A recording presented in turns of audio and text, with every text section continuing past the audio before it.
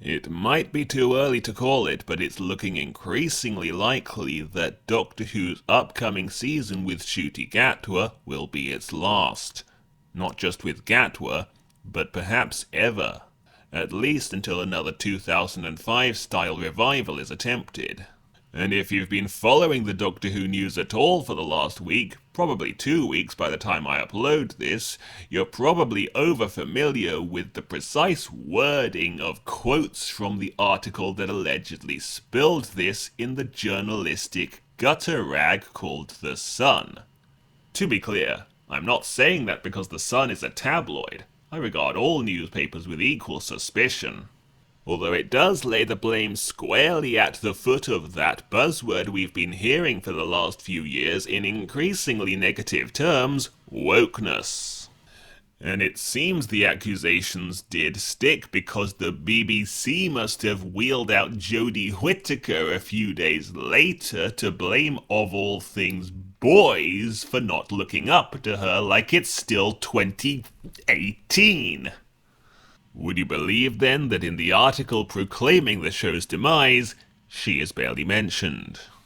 And it brings up a few memorable woke moments that happened under the current showrunner, and yes, this looks bad, but I can't have that. No. As an anti-woke hater and vocal critic of Russell LGBT Davies, I'm gonna have to do the unthinkable and speak in his defense. Nothing, I repeat, nothing he has done to Doctor Who since coming back in the 2020s has unalived the show because it was already dying. in Minecraft. It's almost a foregone conclusion at this point that Doctor Who came very close to cancellation after a steady decline from record-breaking highs to record-breaking lows. It was rumoured back then, just as it is now, that the higher-ups were looking to pull the plug.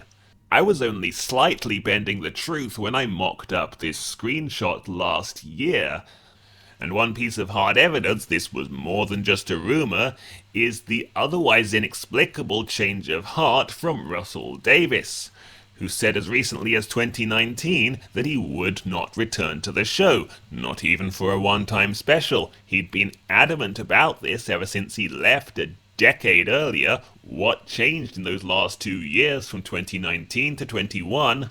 The Timeless Children happened, but also the viewing figures of the Timeless Children happened. A rare second part to a season finale that did worse than the first part, when the viewing figures were already piss poor. I know they blamed lockdown for the reduced episode count of Series 13, but plenty of other shows filmed full seasons during quarantine. So no, it would have been because of this. So the writing was already on the wall when that season was being filmed, which was also when Russell Davies decided to return to the show, something he wouldn't have done except in dire circumstances, that being to protect it from cancellation.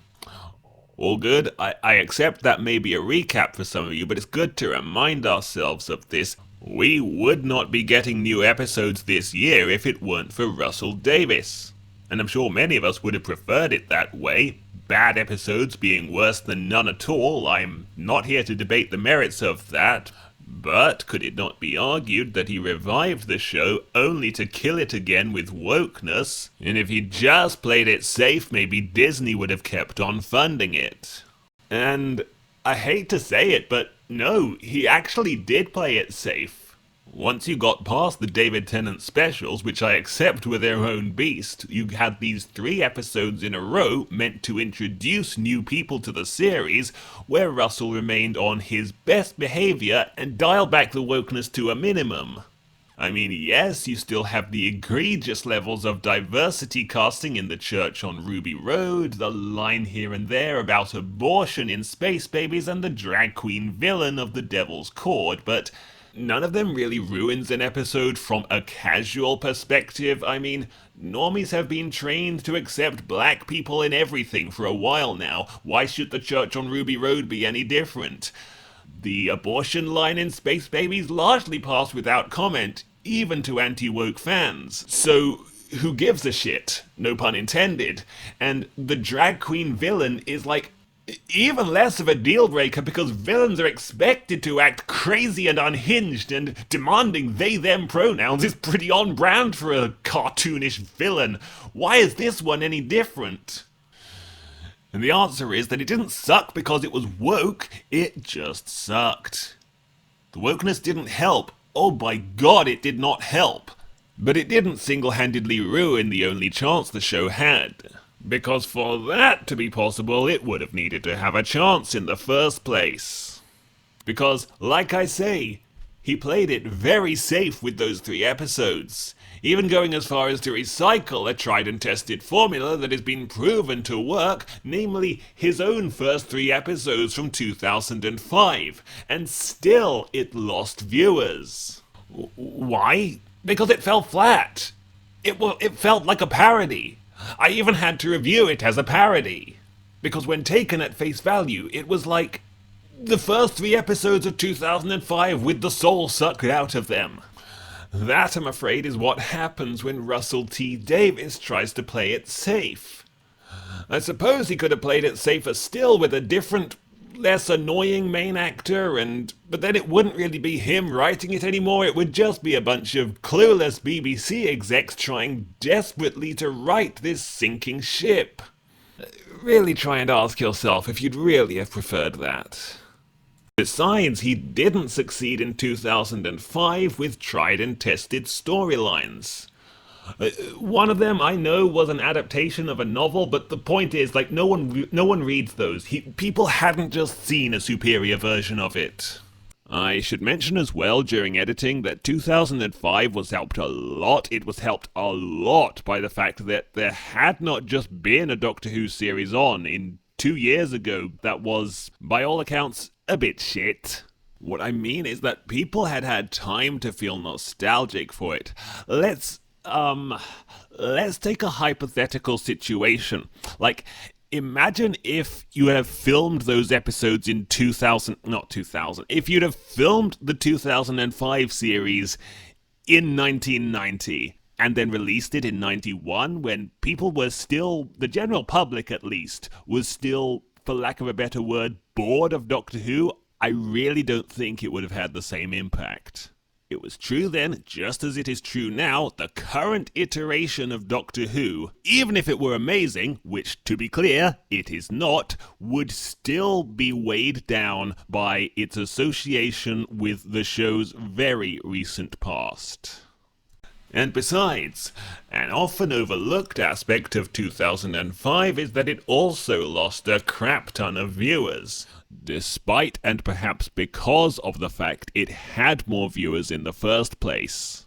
If you look at the abnormally high viewing figure for just the first episode and the appreciation index for the first 2 episodes, you can see evidence there that a lot of people checked it out once or twice, decided it wasn't for them, and then probably never again. 2005 was a big risk that was lucky enough to pay off. 2023 could and arguably should have been an even bigger risk that probably still would have failed, but that's just the nature of risk. But we've talked for long enough without addressing why the show was already dying when Russell T came back.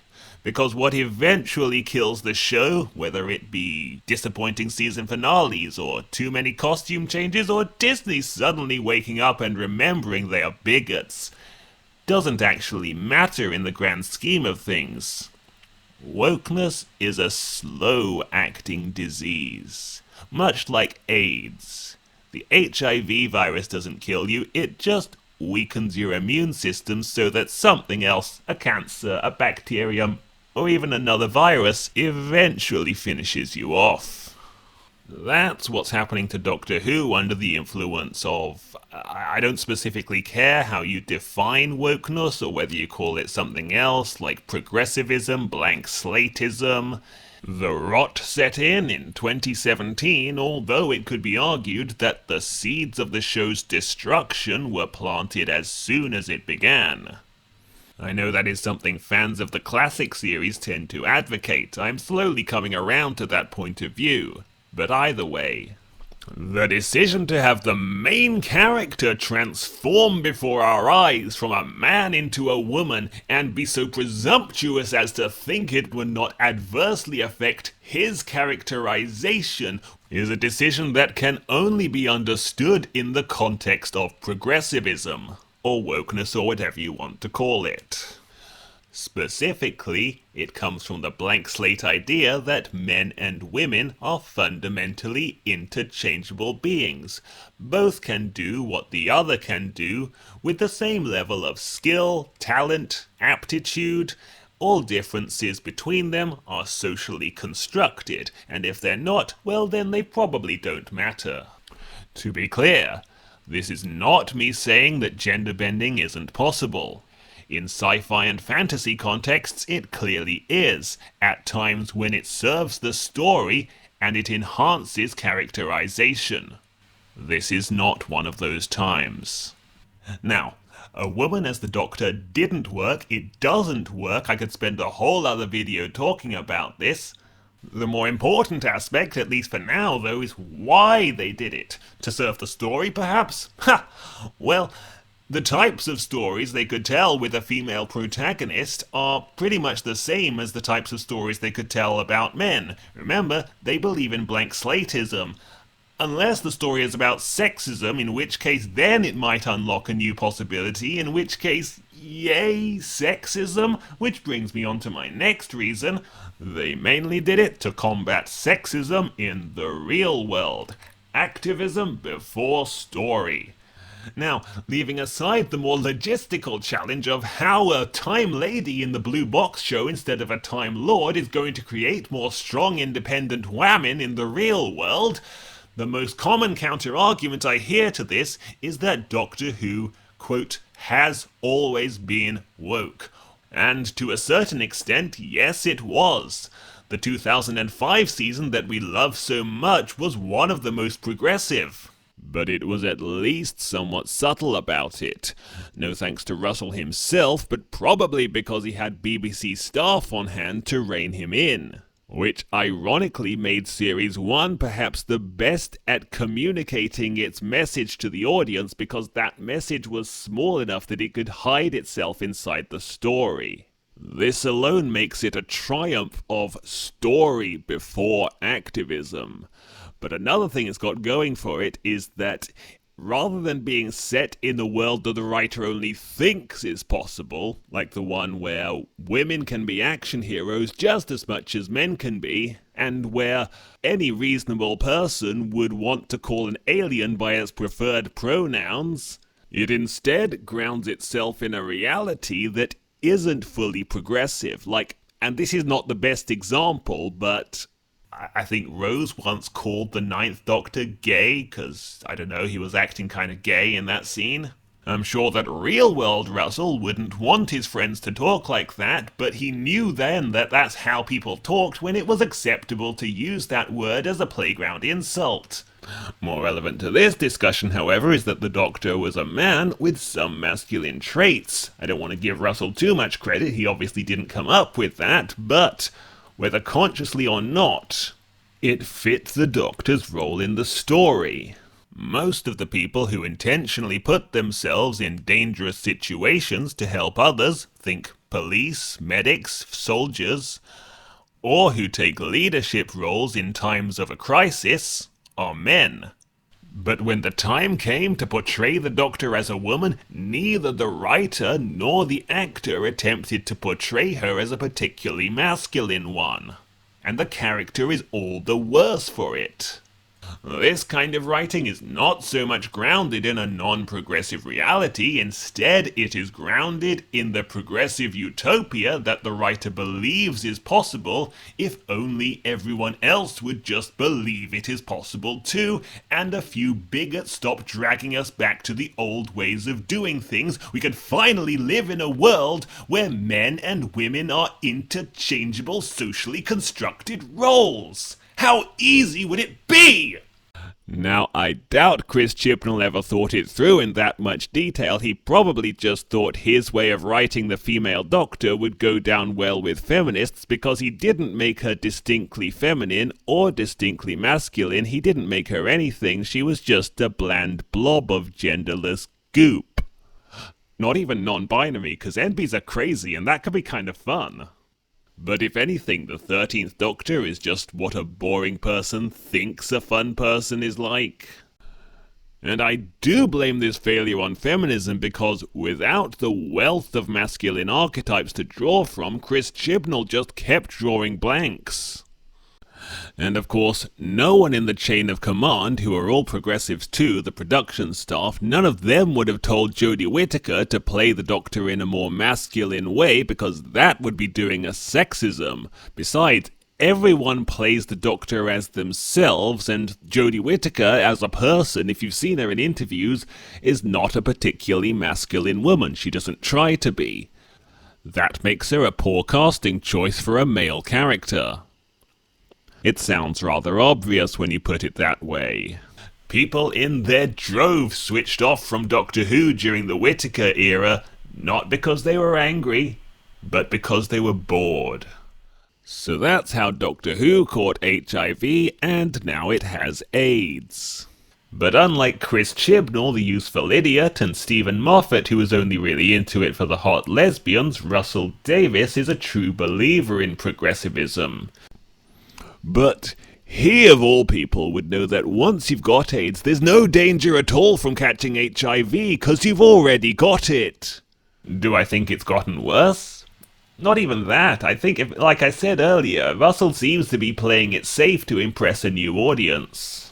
And I still don't think the show would have fared much better if he'd done a complete 180 from the outset. Like, let's say he made the Timeless Children no longer canon, there was no diversity Doctors, and let's say he cast Lawrence Fox as the Doctor and have him defeat an evil woke AI by tricking it into saying the N-word. Like that's just an example, but you get what I mean. I don't think even that would have miraculously boosted the ratings. I think like it's a spent force. People are either tired of it or they just don't care. Maybe it is the best thing to do at this point to rest it for a decade or so. But that doesn't mean we can't at least enjoy the time we have left with it. I've rather counterintuitively developed a fondness for hate watching this show. What used to be my favourite show is now my favourite show to hate watch. And I'll be genuinely disappointed when it goes off the air for good. So keep watching Doctor Who. Keep watching my videos. Subscribe if you're new here, hit the bell button if you can. And maybe, just maybe, we can watch this show go out in flames. I don't ever slow up, no I don't take shit. I got no love for the fakeness. If you wanna play tough and wanna hate this, I'll always show up and make a statement. I don't ever slow up, no I don't take shit. I got no love for the fakeness. If you wanna play tough and wanna hate this, I'll always show up and make a statement.